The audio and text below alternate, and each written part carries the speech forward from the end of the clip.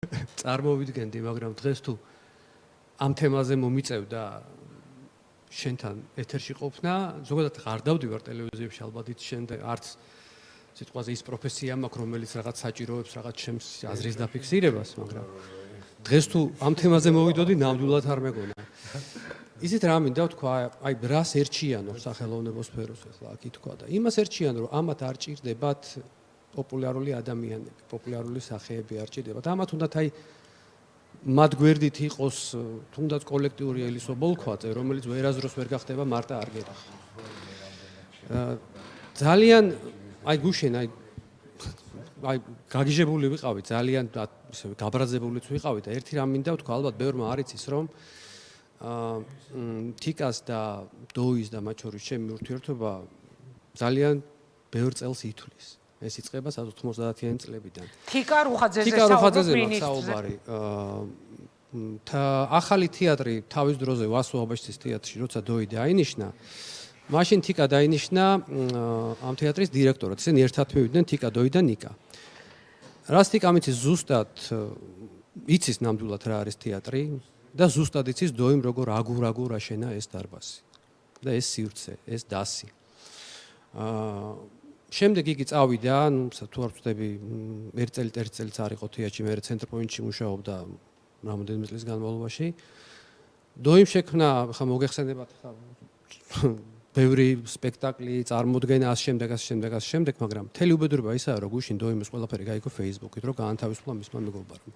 Facebook-ით გაიგო, კი. მეც Facebook-ით გავიგე. და შემდეგ შეამოწმა email-ი, სადაც იყო მოსული ამის ბრძანება და მე დარწმუნებული ვარ, რომ ეს ალბათ მინდა დავიჯერო, რომ ეს არ არის თიკას გადაწყვეტილება, მას ეს გადაწყვეტილება მიაღებინეს. კარგით, ხო რა თიკას გადაწყვეტილება, სრულიად წარმოუდგენელია. თინა რუხაძეს მიიღო გადაწყვეტილება, დოი გაუშვა თუ არა სამსახურიდან. გაიგე, ძალიან რუხი სიტუაციაა რა. ხო, ორი რუხაძე ყავს კი. ხო და მინდა მივმართო აი სახელოვნებოს თითება მე ვშო რა. ეხა გადმოდივარ თქვენთან. წარმომადგენლებს მინდა მივმართო. იცით რა არის მეგობრებო? კი, გუშინ ძალიან ბევრი ხალხი იყო დოის გვერდით, მაგრამ ვიღაცეები დამაკლდნენ, იცით? ვინ?